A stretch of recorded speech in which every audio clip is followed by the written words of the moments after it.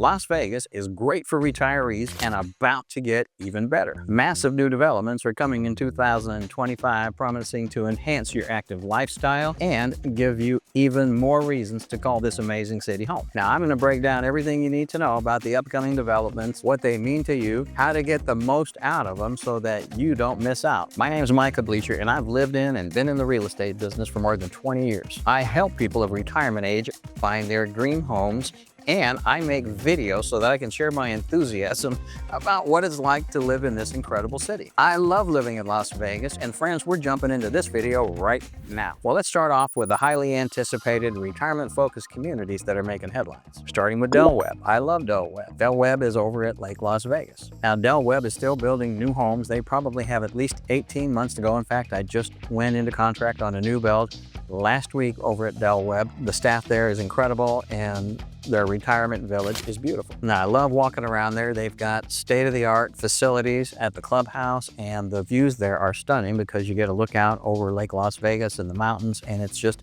a very exciting place to hang out, work, and live. Now, I just love their resort-style amenities, their spacious homes. I like their design work that the design teams do there, living around the lake there at Lake Las Vegas with that whole resort vibe. It's an incredible experience. But Del Webb is not the only game in town, and there are other communities that are very impressive. One of those communities offering new homes currently is Trilogy at Sunstone. Now, that is over on 95 North near the entrance to Lee Canyon. Now, the Trilogy product by Shea Homes is amazing, especially traditional. They're very contemporary. Sometimes they've got double levels with elevators. They're attached homes that have no outside maintenance, yet some of them feel like one-story detached homes, just the way that they're designed. They're very beautiful. Architecture's contemporary, all the finishes are contemporary, very open floor plans, so everything just kind of feels open and spacious when you go into the Trilogy homes. And they have state-of-the-art fitness centers, and one thing you'll like about Trilogy at Sunstone versus the one over at Summerlin, now they just finished building out there. There are no new homes over in Summerlin. However, there are at Sunstone, and you'll notice that the homes are a little less expensive, and you'll notice that the Homeowners Association is less expensive as well. It's just not as expensive to build in the north as it is in the heart of Summerlin on Billionaires Row. So think about that if you're shopping for the Trilogy product. It's a little bit cheaper on the north side of town. Now, speaking of that location, it's right at the entrance of Kyle Canyon as it goes up into Mount Charleston. And that whole area is going to be turned into another master plan community here in Las Vegas. Now, currently, the city of Las Vegas is asking residents for input on that project. They haven't quite started yet, but they are getting ready to. The city recently released a detailed plan that looks forward into the future to give residents an idea of what they can expect. But according to those plans, what it looks like is they're going to be adding about 14,000 homes in that area, in an area that spans about 450 acres over about a 25-year period. So it's not a quick project. It'll be going on there for a long time. Now, I've got a couple more on the list here for honorable mention. Heritage Stonebridge still has new units available. Now, they aren't the larger units, only the smaller units are available, and there are not very many left. However, last time I was over there, there were builders incentives. Please give me a call, and I'm happy to give them a call and let you know what the current incentives are. But there are just a few homes left at Heritage, and that project is almost done. Now, Lennar also has a project over on the complete opposite side of town, over by Black Mountain. They call it Heritage at Black Mountain Ranch. Now, that's a unique property. Interestingly, they don't have amenities like a clubhouse and a facility and that kind of thing. But what they do have is very low-cost homes in the low to mid 400s. So if pricing is a serious option and the social amenities aren't that important, which actually most people find them to be important, but if they're not to you and the price is paramount, then you might want to consider Heritage of Black Mountain Ranch way over on the east side in Henderson. Now, beyond new housing, 2025 is going to bring important federal policy changes that could make living in Las Vegas even more appealing.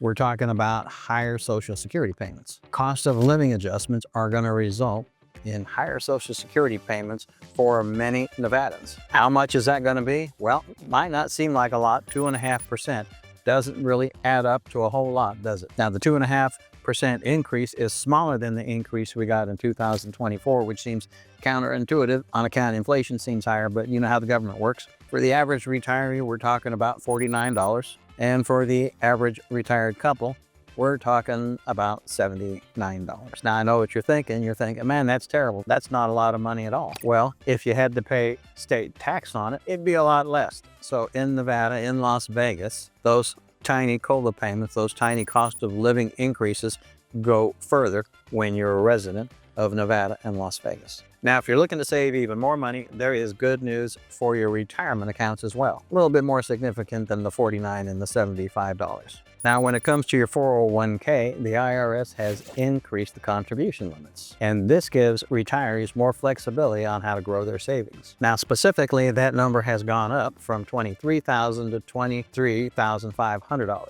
So it's not a huge change, but any change at this stage in life is a big change when it comes to saving money. Now, the limit on contributions to an IRA still remain at $7,000. Those did not go up, unfortunately. And when it comes to healthcare, the changes don't stop there. There have been Medicare cost reductions. Now, in 2025, these reductions are going to help retirees save on prescription drug costs. Now, you've heard about that old donut hole. In 2025, they have taken that donut hole completely away. Now, for those of you that don't know what a donut hole is, it was a temporary gap in coverage in Medicare Part D, where for a period of time, people are uncovered on their plans throughout the year. That has been eliminated in favor of a $2,000 deductible on your prescription, so that when you have prescription costs that reach $2,000 in any given year, then it goes away. There's no more cost for prescriptions after that. Now, other changes in Medicare Part D means that no supplement plan can have more than $590 in deductibles. Now, it's estimated that about 11 million people on Medicare are going to hit that $2,000 cost, and after that, there are no more costs associated with your prescription. So it seems like a pretty good thing. If you're healthy and you don't take a lot of prescriptions, well, it might cost you a little bit more for the ones that you do take. So that's the downside of changes. It helps on one side and sometimes it takes away on the other. But when they do the math, it is expected to save Medicare enrollees about $7.2 billion overall when it comes to spending on prescription drugs. So overall, it's a positive thing. Well, now that we've covered the financial and the insurance updates, it's time to go over all of the changes in local transportation, and it's going to make it easier and more convenient to get around town. Now, some of these changes are completely out of this world, and you're going to want to stick with me to hear those. First thing I want to talk about is the expansion of the Las Vegas airport. We love our airport. It's one of the easiest airports to get in and out of, accessible to almost everywhere in a matter of 20 or 30 minutes. It's in the center of town. It's so clean, so many nice things to it. And guess what, folks?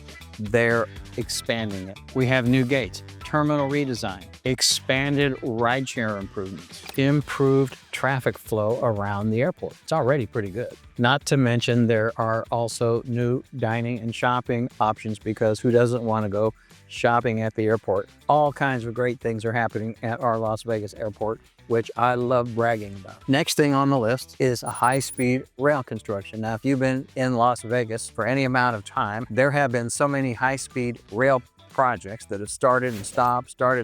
We get kind of tired of hearing about them. However, the Bright Line West has broken ground, and they may actually get it done this time. I'm hoping so. I think we can use a high-speed train from California to Las Vegas. There's a lot of traffic on that highway, and I think a high-speed train would probably take a lot of that off. It would also help if California would pave the highway from Barstow to Nevada. But at any rate, I think a high-speed rail would be very good. Now, they say it's going to take passengers from Las Vegas to Rancho Cucamonga in 2 hours. So that's quite a savings from the drive time, especially if there's traffic. The route's supposed to be 218 miles long. The flagship station is here in Las Vegas, and there are supposed to be stops in Apple Valley, Hesperia, and then on into Rancho Cucamonga, and then from there, all parts of Southern California. And they have a train system along the coast in Southern California. Now, transportation improvements don't stop there. Let's take a look at this exciting underground addition. You've probably heard of Elon Musk by now. He's everywhere in the news. I'm not going there, but what I am going to do is talk to you about the underground tunnels from one of his companies. The Boring Company has been digging underground tunnels underneath the convention center. They've been using this giant tunnel digging machine, a boring device that actually drills tunnels underground, and they've been doing that under the Las Vegas Convention Center. They put a little road in there and electric Teslas take people all around. Well, apparently the tests for this have gone very well over the past couple of years, and now the Las Vegas Convention and Visitors Authority want to expand the tunnels, which I think is very interesting. I think that's fantastic. Right now they call it the Las Vegas Loop, and they're going to be expanding it to the West Gate to start with. Now the West Gate stop will be the second station outside the convention center. The first was Resorts World in 2022. Now a fourth station at the convention center, the Riviera station, opened last year. So they are actively digging these tunnels. Now future plans for the Las Vegas Loop, the Boring Company's tunnel digging include progress to connect to the Encore Hotel, UNLV's Thomas and Mack, the Virgin Hotels all the way on the south end of the Strip, and other areas via the University Center Loop. Now the Vegas Loop intends to span the entire 68 miles around the resort corridor in Las Vegas, with ultimately 104 stations handling up to 90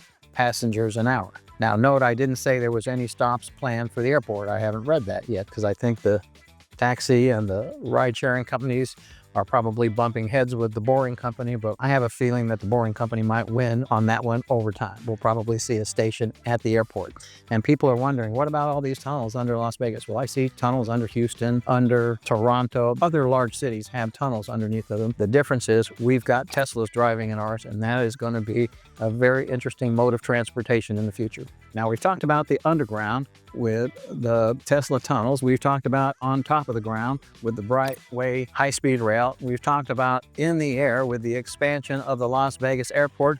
And now we're talking about outer space with the new Las Vegas spaceport. Yes, folks, you heard me right. The Las Vegas spaceport is 1 parsec closer to becoming a reality. Clark County recently approved the construction of the Las Vegas spaceport, and it's going to be taking place on a 240-acre site somewhere between Pahrump and, of all places, Area 51. Anyway, the Las Vegas spaceport is set to become the first hub in private space tourism. Now, the plans include a launch pad and a runway for the spaceships, a control tower, a flight school, and of course a 200-room hotel and casino, because what space flight is complete without, rolling the dice a few times before you blast off the next day. Now, the spaceport's also going to invest in the future with a post-high school STEM academy that promises students an education in advanced technologies and internships with companies housed at the Las Vegas spaceport.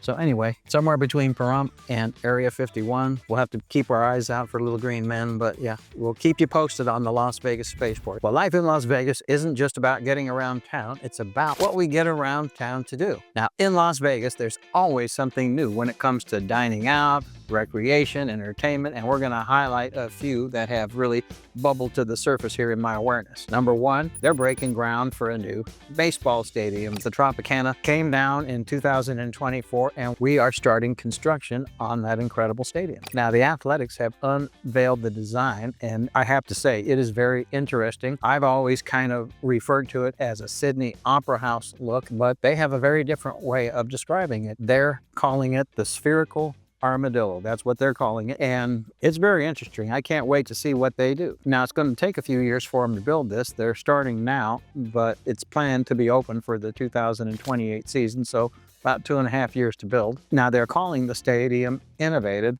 and it's going to be big enough to seat 33,000 people. That's pretty big for a baseball stadium. It will be featuring a tiered design for optimal sight lines, a massive 18,000-foot Jumbotron, supposed to be enormous, gigantic. I can't wait to see that. And the world's largest glass net window showcasing the Las Vegas Strip. So in theory, you should be able to sit in your baseball seats and watch baseball and see the Strip through the world's largest cable glass window. I want to get some tickets to the spherical armadillo and catch a ball game or two. Now, they're saying that this design encourages passive shading, natural lighting, and a welcoming atmosphere. And it's supposed to blend in seamlessly with the iconic strip. So we'll just see how that goes. I think they have a big job ahead of them, but that's what the people here do, is big jobs, and I bet you it's going to turn out pretty amazing when it's all said and done. Now, if you prefer activities off the field, you're going to love these next items. Number 1 on the list is the electric pickle. Yep, you heard that right, the electric pickle. My grandbabies would love that. Everything's pickle this, pickle that, pickle face. Now, this trendy complex is going to feature pickleball courts, live music, and restaurants that cater to the growing popularity of the sport. Now, the electric pickle combines the thrill of pickleball and outdoor entertainment with globally inspired cuisine in a vibrant, elevated setting. You'll be able to enjoy high-tech court activity. In addition, they're going to have bocce ball, private cabanas, golf simulators, fire pits, and live music. It sounds like it's going to be a real party environment for the pickleball fanatics here in town. And after the action, you'll be able to savor bold flavors and inventive cocktails from a 2-story restaurant they have. It's nothing short of amazing. Hilo Park. I've said that North Las Vegas doesn't have an outdoor fancy mall like Summerlin or the District over in Henderson. However, that is changing. Hilo Park is coming to town. Now, they're going to build Hilo Park all around the old Fiesta Casino and Ice Rink, which I've been there many times. That's where UNLV used to play hockey. My son was on the hockey team for many years, and I spent many a night there cheering our UNLV Rebel team.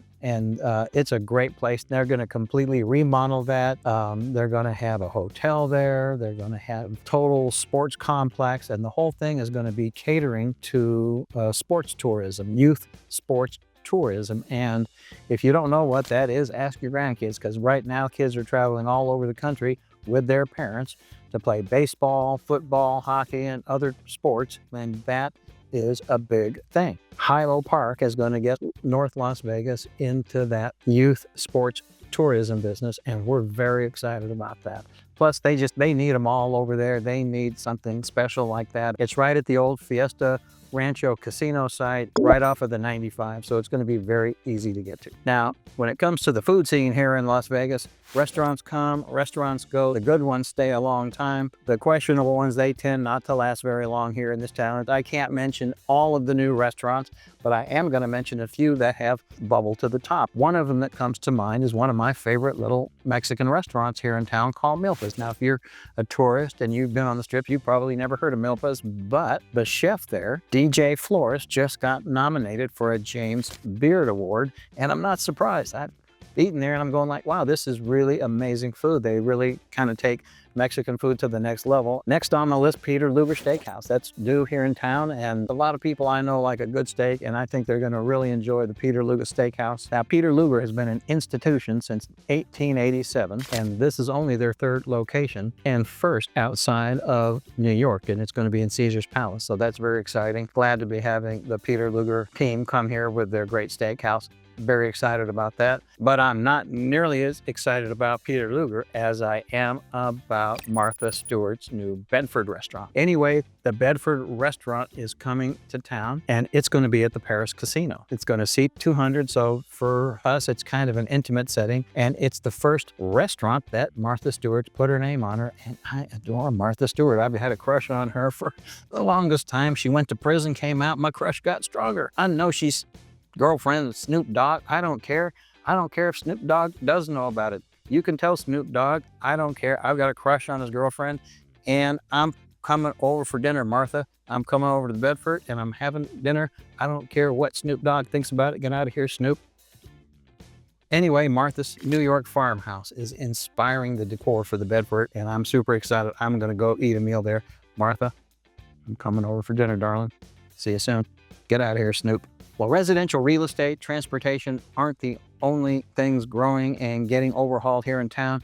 I've got a list of some of the most important changes here in Las Vegas as far as some of our hotels are concerned. The Delano got rebranded to the W Hotel. I don't understand how that works. Sometimes I see a new hotel in town, I'm thinking, when did that get built? But it was just an old one that got rebranded. It's part of Mandalay Bay. It was the hotel, then it got rebranded to the Delano. Now it's rebranded to the W. Now, I'm a guy that's hooked on phonics, and it's spelled phonetically W, but I think it's pronounced W. I'm not sure. The W the W, I'm not sure. Anyway, it's a very nice hotel. I have friends that work there. Check out their new branding. It's supposed to be luxurious and fresh. And now we've got the Hard Rock Hotel. Wait a minute, the Hard Rock was on the south end of the Strip, but the Virgin Hotel pushed them out, knocked the guitar down, and took over that hotel on the south end of the Strip. Well, guess what? Now the Hard Rock is back and they're pushing out the Mirage. The Mirage has shut down. They've gotten rid of their volcano. Okay, volcanoes are kind of so 1980s. Anyway, all of us have a little bit of soft spot in our heart for the Mirage, but guess what? The Hard Rock's going in there and they're building a giant guitar structure that should be able to be seen from all parts of the valley. Now, the next thing on our list is the LVXP. That's going to be potentially another giant hotel resort complex with an added feature. It's supposed to have an NBA arena. Again, if you've been in Las Vegas a while, you've seen quite a few NBA arena ideas come and go. I love the idea of this new hotel being a part of it, and it's supposed to be the tallest hotel in town when they get it done according to the plans. Anyway, NBA is inevitable in Las Vegas. It's just a matter of when and who gets the arena. So we'll see if this new place gets it or not. I'm excited. I'll be watching for it and letting you know about it as things progress. Next thing on our list, the M Resort. That's getting a refresh. It's putting a whole nother tower at the M Resort. They're so busy, they need more room. Durango Casino is doing an expansion. They've been so successful over in the southwest part of the valley at the Bend. They're right on the edge of the 215. They've been so successful, they're putting up another tower. $150 million they're going to spend on that new tower. The Durango station is located right in this little area of the 215 where it goes from south to east.